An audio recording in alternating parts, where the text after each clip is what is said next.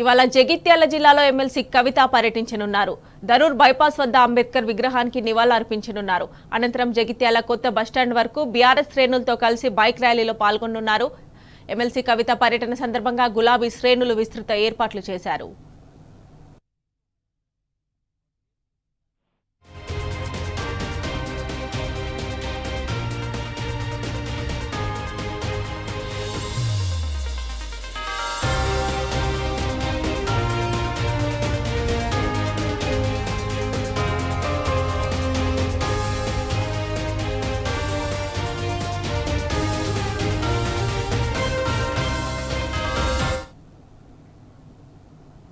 ఇవాళ జగిత్యాల జిల్లాలో ఎమ్మెల్సీ కవిత పర్యటించనున్నారు. దరూర్ బైపాస్ వద్ద అంబేద్కర్ విగ్రహానికి నివాళులర్పించనున్నారు. అనంతరం జగిత్యాల కొత్త బస్టాండ్ వరకు బీఆర్ఎస్ శ్రేణులతో కలిసి బైక్ ర్యాలీలో పాల్గొనున్నారు. ఎమ్మెల్సీ కవిత పర్యటన సందర్భంగా గులాబీ శ్రేణులు విస్తృత ఏర్పాట్లు చేశారు. ఇదే అంశానికి సంబంధించి మరిన్ని డీటెయిల్స్ మా ప్రతినిధి సందీప్ అందిస్తారు. సందీప్, చెప్పండి, ఇవాళ జగిత్యాల జిల్లాలో ఎమ్మెల్సీ కవిత పర్యటించనున్నారు కదా, డీటెయిల్స్ ఏంటి?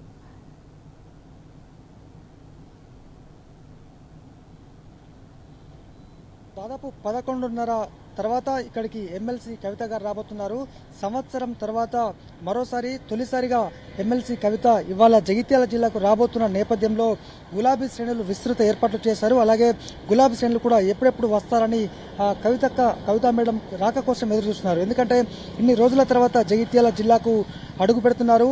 జగిత్యాల అంటేనే ఎమ్మెల్సీ కవిత అభివృద్ధి పదాత, ఆధ్యాత్మికమైన అభివృద్ధి అయిన ఎమ్మెల్సీ కవిత అనేది జగిత్యాల జిల్లా ప్రజలకు తెలిసిందే. ఎందుకంటే ఎన్నో అభివృద్ధి కార్యక్రమాలు గత 3 పర్యాయాలుగా పూర్తి స్థాయిలో అండగా నిలుస్తూ జగిత్యాల జిల్లా అభివృద్ధికి వారు దోహదపడ్డారు. ఈ నేపథ్యంలో సంవత్సరం తర్వాత ఇవాళ జగిత్యాల జిల్లాకు వస్తున్నారు. ఈ క్రమంలో మొదట దరూరు బైపాస్ రోడ్లో ఉన్నటువంటి అంబేద్కర్ విగ్రహానికి పూలమాల వేసిన తర్వాత ఇక్కడి నుంచే బైక్ ర్యాలీగా దాదాపు 3 కిలోమీటర్ల మేర కొత్త బస్టాండ్, జగిత్యాల జిల్లా కేంద్రంలోని కొత్త బస్టాండ్ వరకు ర్యాలీగా వెళ్లి అక్కడ తెలంగాణ తల్లి విగ్రహానికి పూలమాల వేసి నివాళులర్పించి ఉన్నారు. అలాగే ఇక్కడ దరూర్ బైపాస్ రోడ్డుకు వచ్చిన తర్వాత ఇక్కడే మొత్తంగా ఈ ప్రజలను ఉద్దేశించి, బీఆర్ఎస్ శ్రేణులను ఉద్దేశించి ఇక్కడ మాట్లాడబోతున్నారు. మరి ఎటువంటి అంశాలు ప్రసంగిస్తారు? సంవత్సరం తర్వాత ఇక్కడికి వచ్చినటువంటి నేపథ్యంలో జగిత్యాల జిల్లా రాజకీయ పరిణామాలు మారిన నేపథ్యంలో ఎటువంటి అంశాలపైన మాట్లాడతారు? ఎందుకంటే దగ్గరుండి వెన్నంటి నిలిచి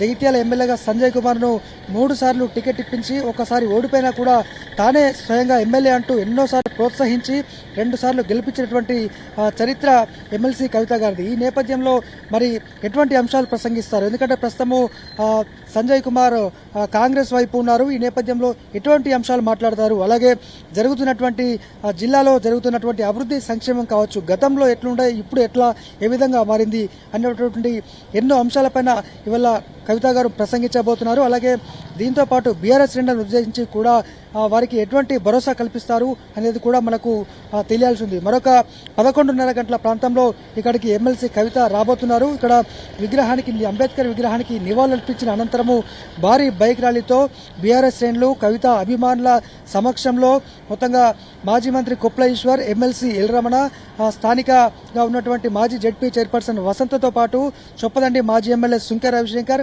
కోరుట్ల శాసనసభ్యులు డాక్టర్ కల్వకుంట్ల సంజయ్, అలాగే జిల్లా అధ్యక్షులు విద్యాసాగర్ రావుతో పాటు అనేక మంది జిల్లా వ్యాప్తంగా ఉన్నటువంటి బీఆర్ఎస్ శ్రేణులు భారీ సంఖ్యలో కూడా హాజరు కాబోతున్నారు. మొత్తానికి అన్ని ఏర్పాట్లు అయితే పూర్తయ్యాయి. మనం ఒక్కసారి చూడొచ్చు.